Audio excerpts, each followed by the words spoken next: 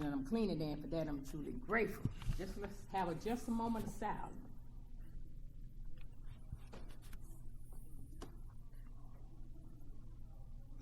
Okay, I'm here to talk about 10, 11, and 12 steps. And 10 say, we continue to take personal inventory, and when we was wrong, we promptly admit it. And for me, that step means that I am still weak in certain areas of my life. I still hurt people's feelings. I still curse. I still want to fight. That's me. And by the way, y'all, if I stay clean until the 12th of next month, I've been here 25 years. So it don't go away overnight. It's an overtime process, not overnight. Everything does not change overnight. Other people will see and say you should be farther along.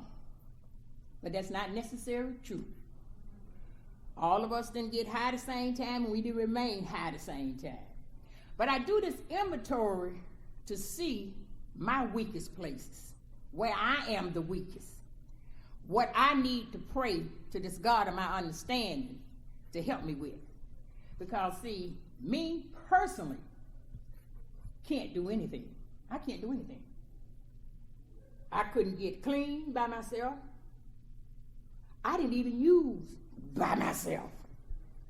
So I have to stay, and I still write with 25 years clean, because I need to see it on paper and see I'm not making the same repeated performance over and over again. Because if nothing changes, they say, nothing changes. Now I do this inventory, and some days I'm a good girl, and some days I'm a bad girl. But it's one thing that I do know, and I do trust, and I believe in. The God of my understanding loves me, whether I'm a good girl or a bad girl. See, it's certain things that I learned up in here that other people cannot take away from me, but they will try. That's the reason I got a sponsor, to help me with things that I don't understand. And like I say, with 25 years, there's still some stuff I don't understand. Or should I put it this way, it's still some stuff I don't want to do. Because I feel like you just can't talk to me any kind of way. You know, I think it's a certain amount of respect that I have to give you and you have to give me. Now, I am bold for recovery, and I do talk a bit harsh at times. But it's not to kill you, it's to encourage you. But however you take the encouragement or your weakness, that's left entirely up to you. You know, 11 say, I thought through prayer and meditation to improve my conscious contact with God as we understood him, praying only for the knowledge of his will for us. Now, for me, that step, I had to find another book to read on that step, because I kept hearing everybody say the God of my understanding. See, when I got here, the God of my understanding, he shouldn't let me get high. He shouldn't have messed up my life. He shouldn't have did this. He shouldn't have did that. See, that's the God of my understanding. See, I needed to go to that other book in order to see what was the will of God. And it wasn't for me to understand him. It wasn't for him to understand me. It was for me to understand him. I had to find that knowledge in other books. See, I'm a firm believer. If the teacher does not continue educating him or herself, their learning stops. So how can I teach you something when I don't know nothing? So I'm constantly NENA literature, other literature. I don't just read the books of Narcotics Anonymous. There are some more books on the subject of recovery that has helped me in this part of my life. There is something called a psychiatrist who helped me. It was some stuff that I just couldn't let go. I just wanted to hold on to. I didn't know why they happened. But after I sit and talk with somebody who wasn't in the program, and they said the same thing that my sponsor in the program had told me, I was able to get some relief. See, until I changed my thinking, my life would never get better. I know that. And I know this God of my understanding has a plan for me. I need to get in line. I need to have some patience. And as I have this patience, I need to walk with a joyful spirit because I never know what's going to happen next. See, if I'm angry and bitter all the time about other people's situation, I have no time to take for my own problem. You know, being in recovery doesn't stop things from happening. In fact, the longer you stay here, the more comes up. You know, so getting in touch with this God and praying to him. See, I can't be praying for the stuff that I want because he's always going to give me what I need. You know, we say we have a language in recovery. In Narcotics Anonymous, we have our own language. This is what they say. Well, there's a language that I have to talk with my higher power. I can't go begging all the time. I have to go in a form of gratitude.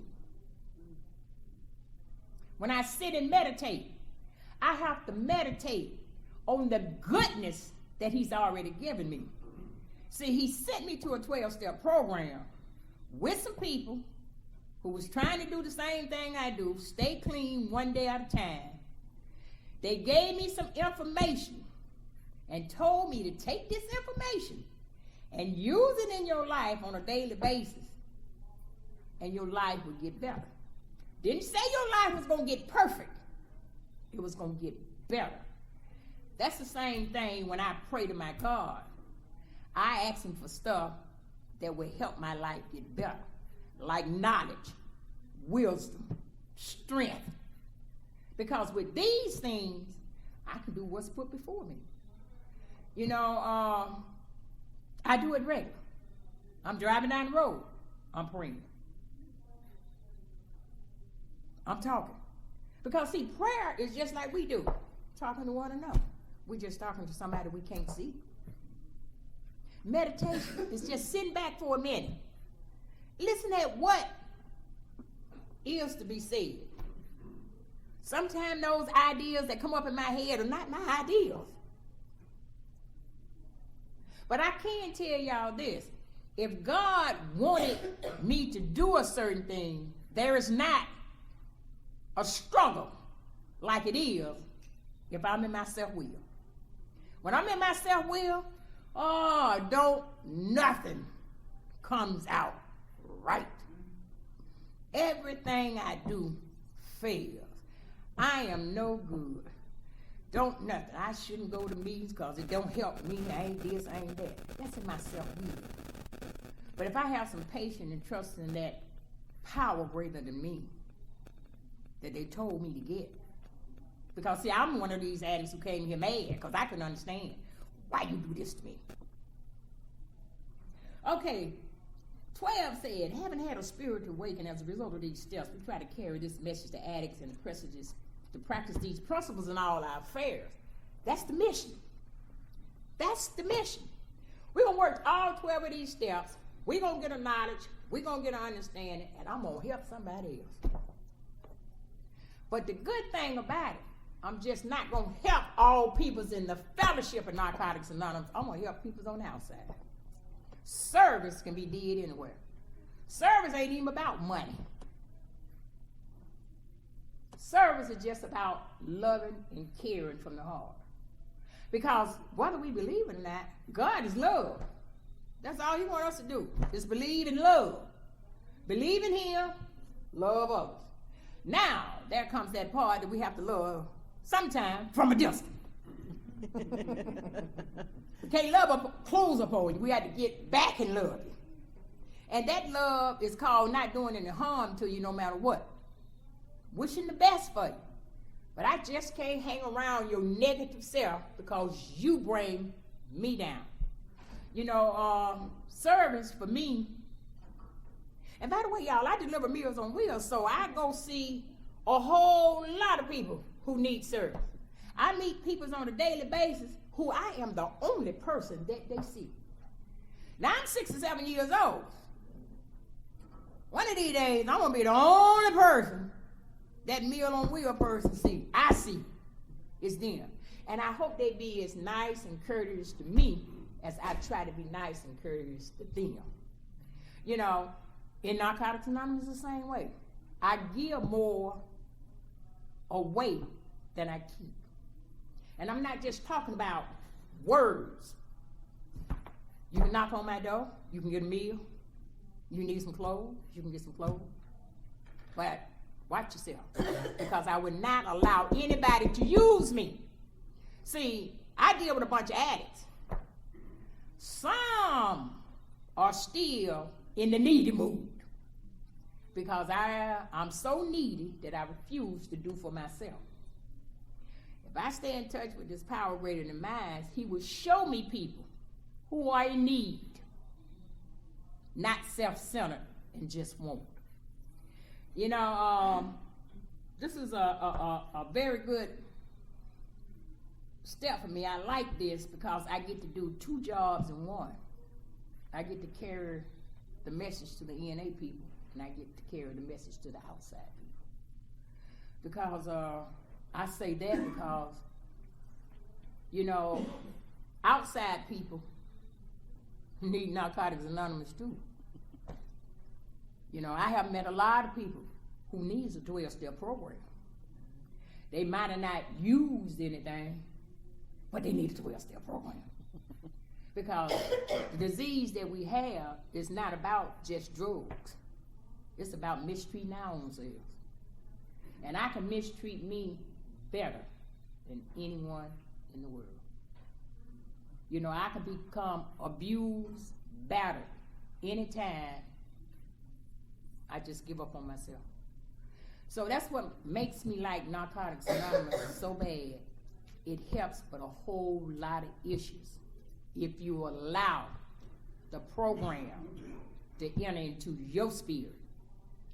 Nothing ain't gonna help you if you don't take no suggestion. Nothing's gonna help you if you ain't willing to do some work. Everything that I ever got since I've been here, I had to be willing to work on. I had to do these steps. I changed sponsors 2 or 3 times and had to start back over. I have had sponsors who told me, you got to go do that step again. You know, because for somewhere, I was off balance. I was off balance. And you know, I'm so glad that we each other's eyes and ears, because a lot of times, I don't even see me when I'm off balance. I'm getting ready to fall off the cliff and don't even know it. And you don't have to get high to fall off the cliff. My behaviors, my attitude.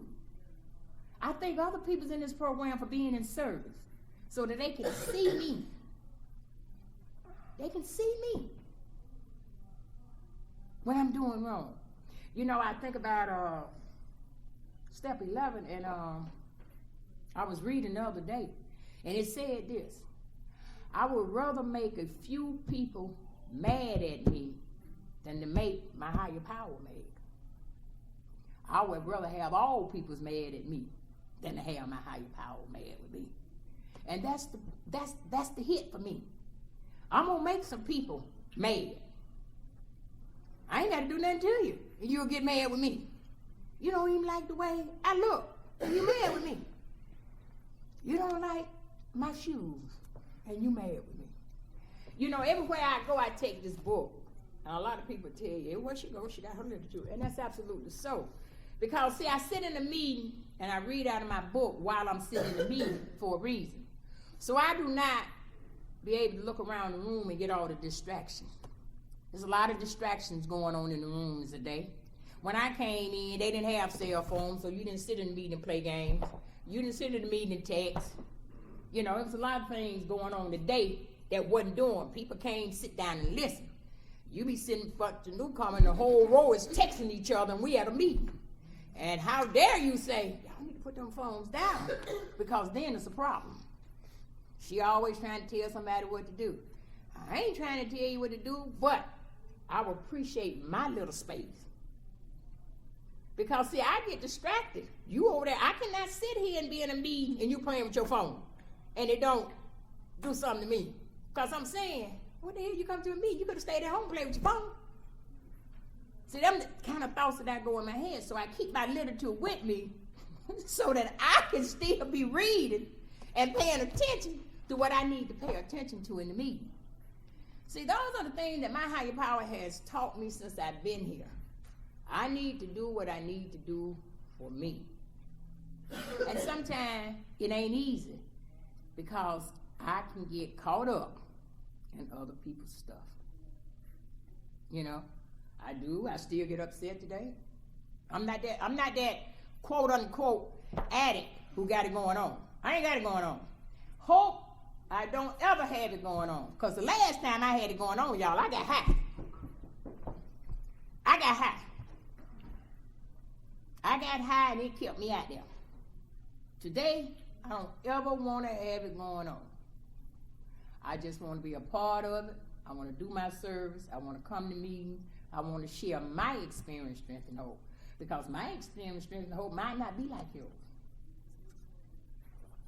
You can't tell me what my experience, strength, and hope is, just like I can't tell you what your experience, strength, and hope is. You know, just to be thankful for all the people who come into the program gives me gratitude. I like newcomers. First of all, it let me know that dope still kicking butt out there. Second of all, it let me look at them and see my fresh pain when I got here. Also, it let me see some of the fresh pain that I still can get if I go back out there. So, you know, this program is a real good thing for me because it keeps me grounded. See, sometimes, just for me, it has to be about me. Not selfishly about me, but it has to be about me. Because if I don't do this, it's only going to hurt me. And everybody who's behind me will be hurt also. Because, see, I thought when I was using, I only hurted myself. But no, I didn't. I hurt a lot of family members. I hurt a lot of family members. I hurt a lot of friends. I even hurt the God of my understanding. I didn't know that then. I know it today. And I have been given this second chance at life. And it's wonderful and it's beautiful. Yes, a lot of stuff goes on that I disapprove of. I can't fix it. So sometimes I just have to leave it broke and walk away for my sanity. But you know, today I keep coming back because I need to come back. I need to be here. I was sharing with somebody last night that I didn't come over here last night because I had to go to my home group. And by the grace of God, I'm very glad that I did go to my home group. We had 8 newcomers that came in. One of them said that she was thinking about using, but she came to the meeting. So I took it as a warning that my higher power sent me to the right place so that I could get that little lady some experience, strength, and hope and tell her to come no matter what. Even if you haven't used, you still could have showed up. You just had to sit and listen. Because this disease that we fight is a serious disease. And it takes our mind. It took my mind before it took anything. It got my mind, and then it took my body. Because I was a scarecrow when I came up in here. So it got the body too. So I just keep coming. And in this inventory, I have one sheet in my book that I write a list of the things. I have to write 2 things that I'm grateful every night before I go to bed. And you know, it can't be a big thing. It has to be something. And you know what? The birds are singing. I saw a red bird outside the house the other day. Now, when I was using, I ain't never seen a red bird. I ain't seen a damn bird. I ain't hear them chirp. I ain't seen nothing but the weeds growing from they went through the path. But today, you know, I can see stuff. I can be thankful for the rainbow. I can be thankful for the clouds. You know, I can be thankful that I was able to give that lady a ride home from work who was struggling with all those bags and all them children trying to walk home from the grocery store. You know, it's just so many small things that I do in my life every day that I could just show gratitude for. Because, see, my higher power said he's going to take care of me. So he got me. So I need to try to help somebody else raise up. And that's what I try to do every day. You know, life is real important today. It's important enough for me to still make today means my number one priority. Because I know if I do not do what is necessary for me, I can't help anybody. You got a minute, couple minutes? Yeah, if you want to. Thank y'all for letting me share. All right, our next speaker is Karen. Once again, if you came in late, this is steps 10 through 12. I'll give you Karen. Thanks, Seamus. Hey, family, I'm Karen. I'm an addict. Hey, Karen. And I really appreciate the GRCNA committee for asking me to share on 10, 11, and 12. Thanks, Gloria. That was awesome. We had a really good conversation last week on the phone getting ready for this. And sometimes when I do a workshop like this, I do a lot of preparation, and sometimes I just let my higher power speak, and I thought this was probably an appropriate one to let my higher power speak. When I worked my first 10th step formally, we have a pamphlet called Living the Program that has about 20 questions, 25 questions, and my sponsor said, you need to write an answer to all those questions every day for 30 days, and if you miss a day, you need to start over. And I went, oh, that is not going to happen. And I wrote on that every day, and you know, it took like 15 minutes. I mean, it just, when I looked at it, it looked so daunting. Like 25 questions every day at the end of the day when I'm tired, I'm stressed, and I'm blah, blah, blah. And I wrote on it every day. I did not miss a day. And the questions are really simple. You know, did I use today? No. Or I think it's actually worded, did I stay clean today, which was more important. Did I go to a meeting today? Did I help somebody? Did I do something I regret today? Do I know an amends today? What did I do right today that I want to repeat tomorrow? That was more important to me than looking at what I might have done wrong. You know, that first 4th step helped me get through a lot of stuff I had done wrong in the past, and the 10th step helped me look at less dramatic things that I did wrong today and fix them more quickly. And so for me, it was really important to look at what did I do right and what do I want to repeat and what did I get good results from. And since then, I've done a lot of 10 steps, formal and informal. My practice today is to think about my day at the end and what did I do right? What do I need to do better next time? Who do I owe an amends to? A lot of times it's me. You know, y'all told me that you would love me till I love myself. And some days I have a hard time identifying how I love myself. I have to make an effort to do something nice for me. That's one of those questions. Did I do something nice for myself today? And it can be something not major. Did I eat right today? You know? Did I help somebody today? That helps me in some way or other. When I first got clean, I had a really hard time with that God as we understand him thing. I'm grateful that the steps are in the order that they're in because it helped me build a relationship to get to 11, to say, what is your will for me and can I have the power to carry that out? My concept of a higher power has changed dramatically over the years. I have a lot of running conversations throughout the day. Driving in my car is a really good time for me to, you know, help me do your will.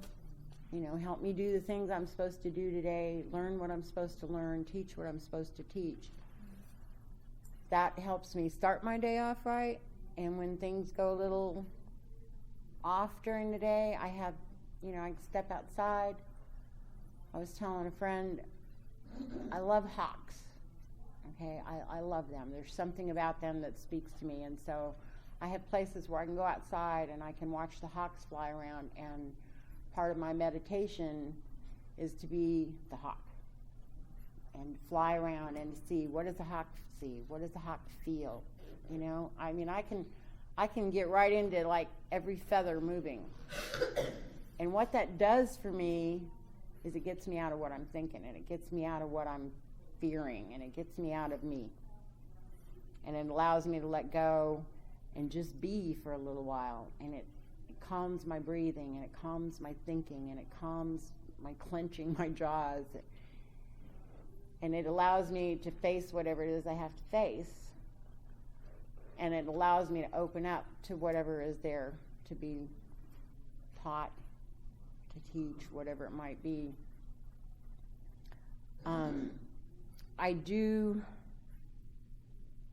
I've tried a lot of different kinds of formal meditation. I'm not a very formal kind of person.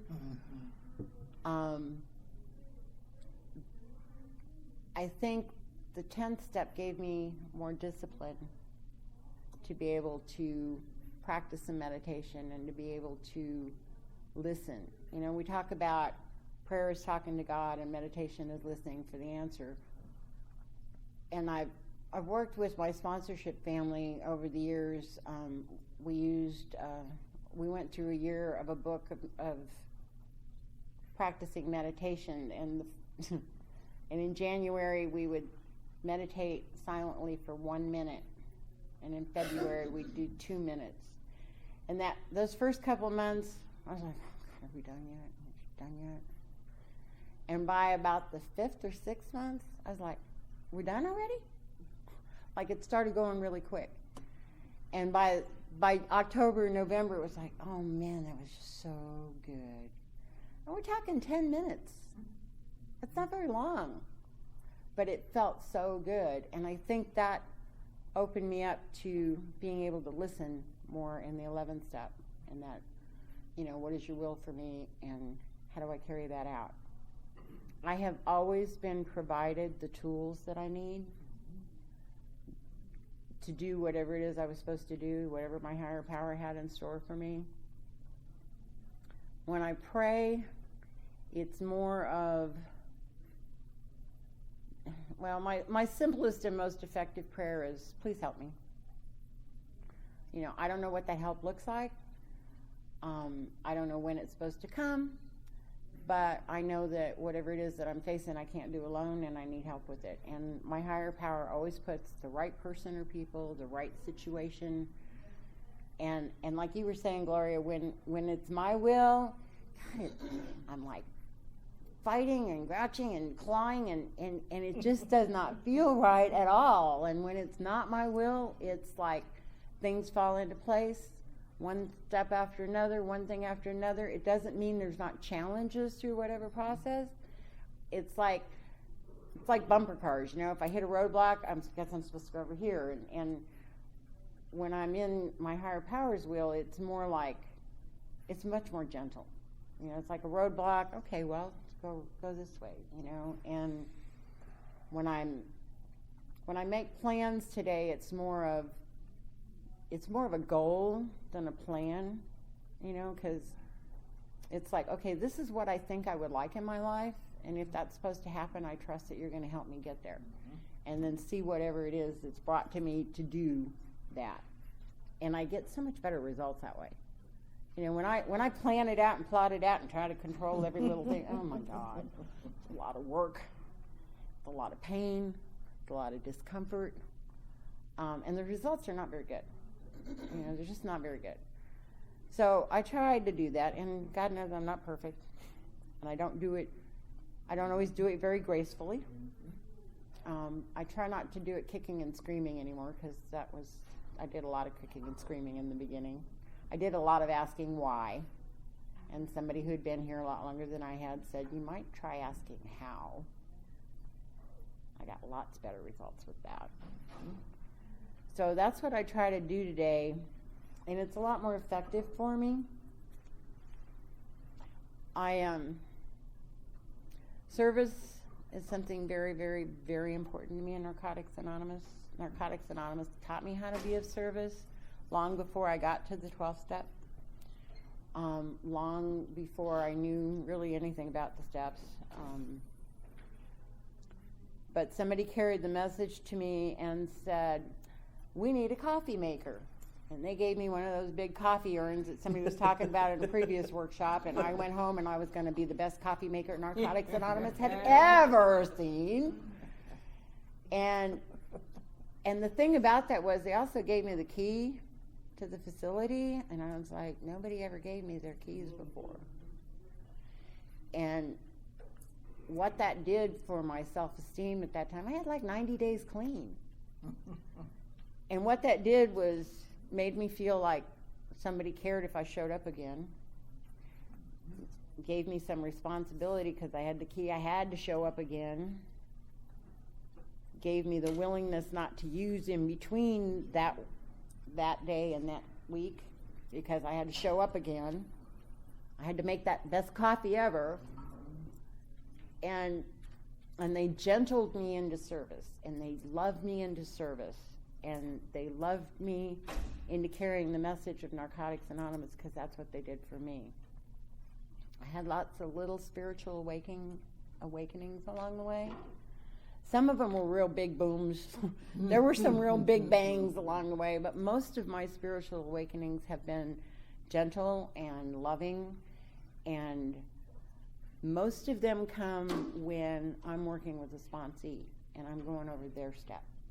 I go over a step with my sponsor and I'm like, okay, that helped me clear up that piece that I had a question about. That helped me with that. And okay, there's some spiritual principles here that I need to apply, and I'll start practicing that. But the big, like, oh moments come when I go over that step with a sponsee. And I start saying things out of my mouth that my sponsor and others said to me, and I'm like, oh, that's what they were talking about. Now I get it.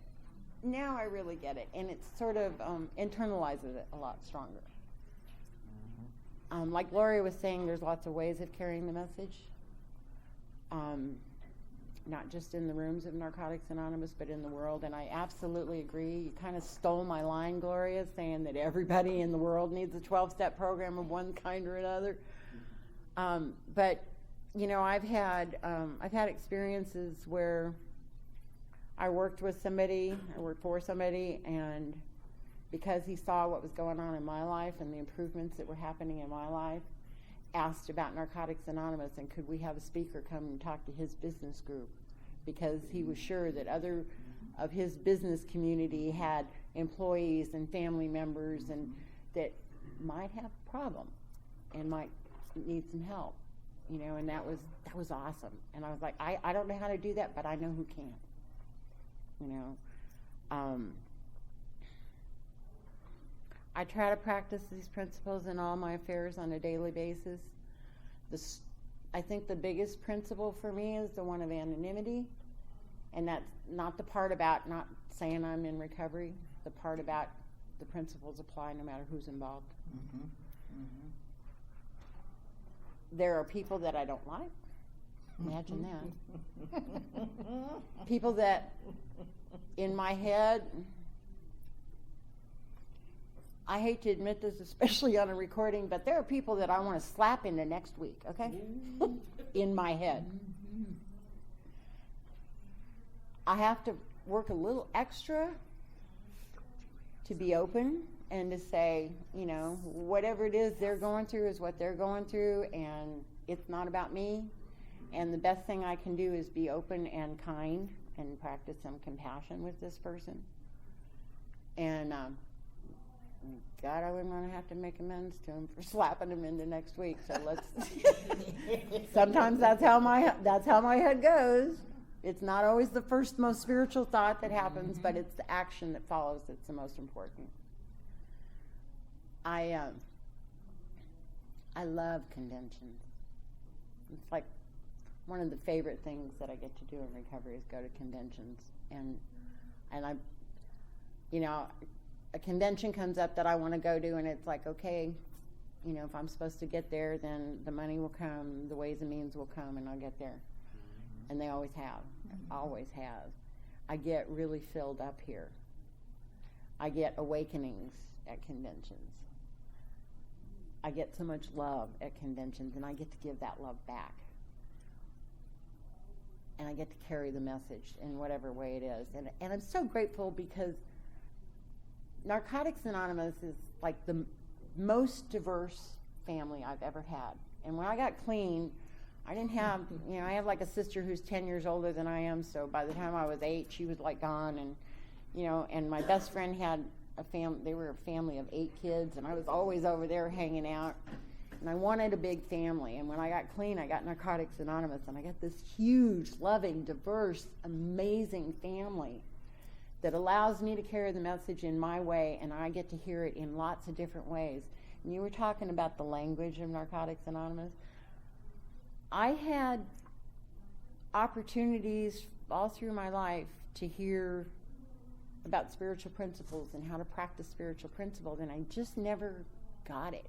I just never heard it. And then I used and I couldn't hear anything.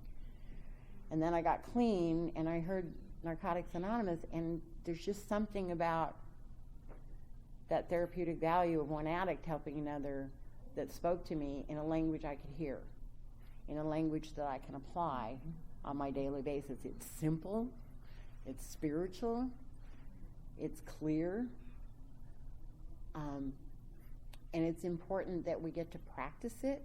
We don't have to be perfect at it. And I learned how to make mistakes here and then do something better, and then I can go out there, and I'm less afraid to take risks out there now than I was when I got here, because I've gotten to take risks in here and make mistakes and still be loved and still asked to come back.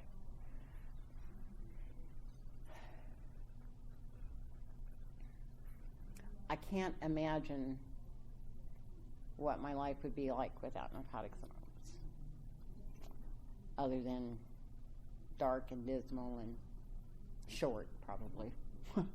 Short life. I've been given a life that